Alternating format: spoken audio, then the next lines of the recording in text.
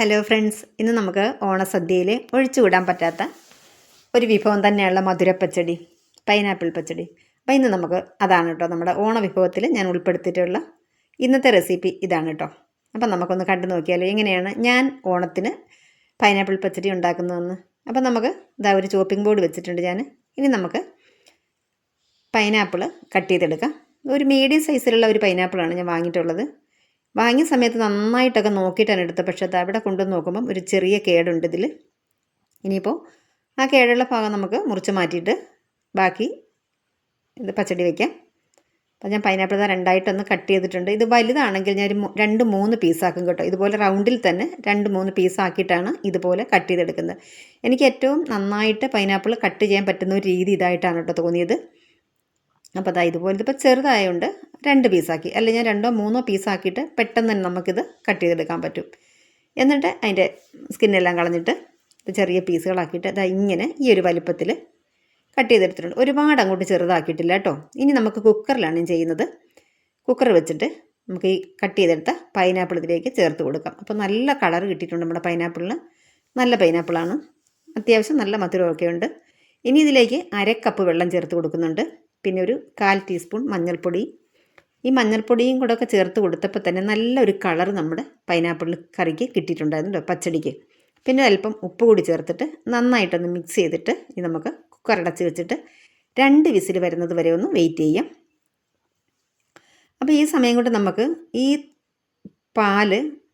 തൈര് ഞാൻ വീട്ടിൽ ഉറയൊഴിച്ച് വെച്ചിട്ടുള്ളതായിരുന്നു കേട്ടോ. എന്ന് വെച്ചാൽ നമ്മൾ ഈ വീട്ടുകളിൽ നിന്ന് കിട്ടത്തില്ലേ പശുവിൻ്റെ പാൽ, അല്ലാതെ കവറ് പാലല്ലെന്ന് പറഞ്ഞു വരുന്നത്.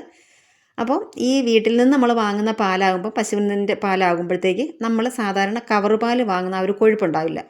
അപ്പോൾ തീർച്ചയായിട്ടും നമുക്ക് ഈ പച്ചടിയൊക്കെ വയ്ക്കുമ്പോൾ കുറച്ചൊന്ന് ലൂസായിരിക്കാനുള്ള സാധ്യതയുണ്ട്. അപ്പോൾ ഞാനിതാ ഒരു യോഗട്ട് സ്ട്രെയിനറിൽ വെച്ചിട്ട് ഒന്ന് സ്ട്രെയിൻ ചെയ്തെടുക്കുകയാണ്. അപ്പോഴെന്താ വെച്ചാൽ കുറച്ച് വെള്ളം ഇതിൻ്റെ അടിയിലേക്ക് പോയിക്കോളും. ഈ തൈരിലുള്ള വെള്ളം കുറച്ച് നമുക്ക് ഒന്ന് ഫിൽറ്ററായിട്ട് നല്ല കട്ട തൈര് കിട്ടും. നമ്മൾ യോഗട്ടൊക്കെ ഉണ്ടാക്കുന്നില്ലേ, ആ ഒരു സ്ട്രെയിനറാണിത്. അപ്പോൾ ഞാൻ ഈ തൈര് കണ്ടോ നല്ല കട്ടയായിട്ടാണ് ഇരുന്നത്, കണ്ടായിരുന്നല്ലോ ആ ബോട്ടിലിരുന്നത്. പക്ഷേ നമ്മൾ എടുക്കുമ്പോൾ കണ്ടോ നല്ലൊരു ഇത് കട്ടിയായിട്ട് നമുക്ക് തോന്നുന്നില്ല.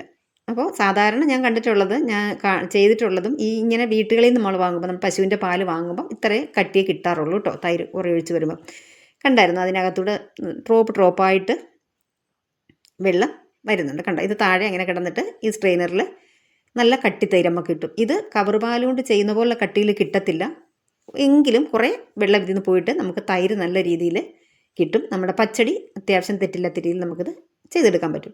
അപ്പോൾ ഇത് ഞാൻ ഓവർനൈറ്റ് നമ്മൾ ഫ്രിഡ്ജിൽ വെച്ചിട്ടുണ്ടെങ്കിൽ അല്പം കൂടി ഇത് നല്ല കട്ടിയായിട്ട് കിട്ടും. ഇതിപ്പോൾ ഞാൻ അങ്ങനെ വെക്കുന്നില്ല, നമുക്ക് അത്ര കട്ടിയാകേണ്ട, യോഗട്ടിന് വേണ്ടിയിട്ടൊന്നും അല്ലല്ലോ, അത്ര ആവശ്യമില്ല. ഇതിപ്പോൾ ഞാൻ കുറച്ച് നമ്മുടെ മറ്റുള്ള ജോലികൾ ചെയ്ത് കഴിയുന്ന സമയം കൊണ്ട് പുറത്തിരിക്കട്ടെ ഇത്. അപ്പോൾ കുറച്ചും കൂടെ നമുക്ക് നല്ല രീതിയിൽ തൈര് ഇതിൽ നിന്ന് എടുക്കാൻ പറ്റും.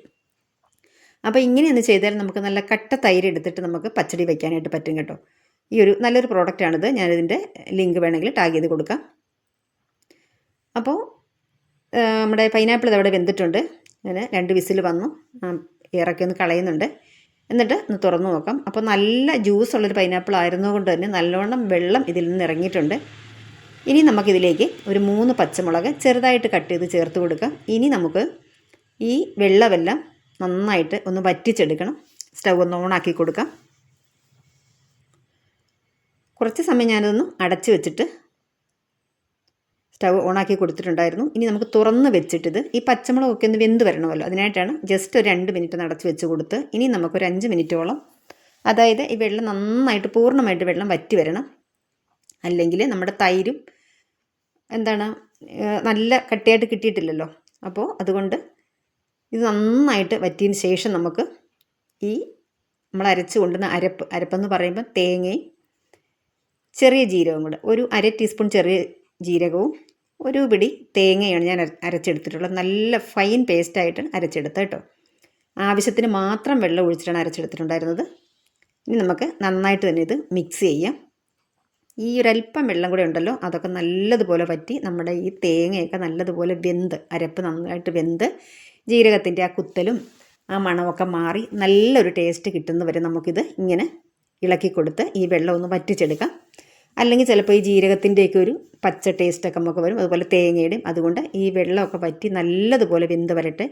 ഇത് വേകാൻ വേണ്ടിയിട്ടാണ് ഞാൻ ആ അരച്ച മിക്സിയിലേക്ക് കുറച്ച് വെള്ളം കൂടെ ഒഴിച്ചിട്ട് ഇതിലേക്ക് ചേർത്ത് കൊടുത്തു. ഈ വെള്ളത്തിൽ കിടന്ന് നന്നായിട്ട് ഇത് വെന്ത് വരട്ടെ. ഒരല്പം ഉപ്പ് കൂടി ചേർത്ത് കൊടുക്കുന്നുണ്ട്. എന്നിട്ട് നല്ലതുപോലെ നമുക്കിത് മിക്സ് ചെയ്തെടുക്കാം. കൂടെ ഇളക്കി കൊടുക്കണം.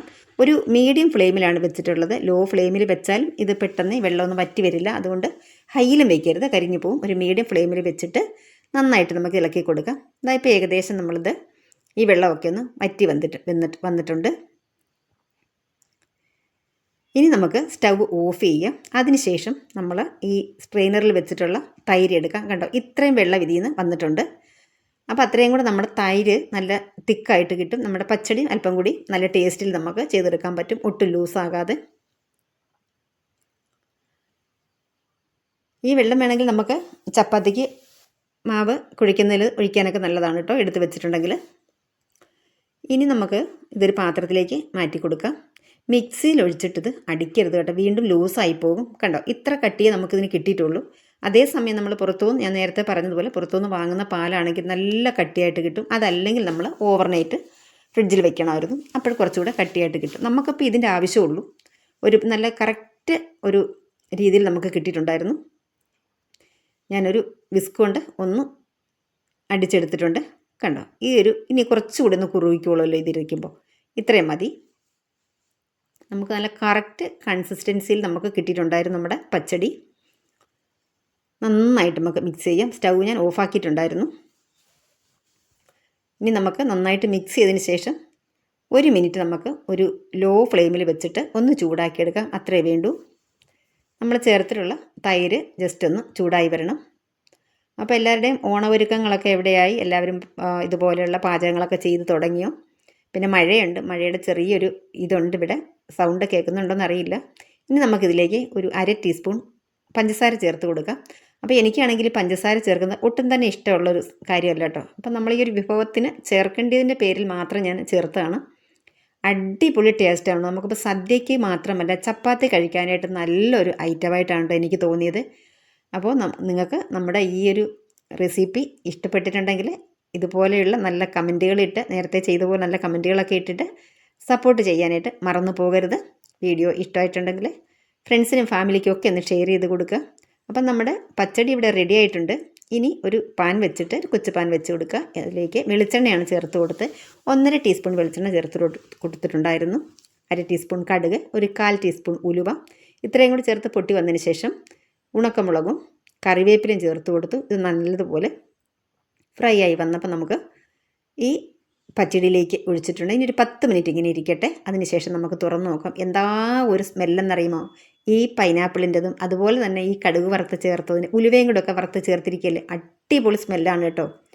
അപ്പോൾ ദേ ഇവിടെ നമ്മുടെ കിടുക്കാച്ചി പച്ചടി റെഡി ആയിട്ടുണ്ട്. ഞാൻ ലാസ്റ്റ് ഒന്ന് ഉപ്പും പുളിയൊക്കെ പാകമാണെന്ന് നോക്കട്ടെ. എല്ലാം പെർഫെക്റ്റാണ്, അടിപൊളിയായിട്ടുണ്ട്. ഇനി നമുക്ക് മറ്റൊരു ഓണ വിഭവമായി വരാം. Thank you.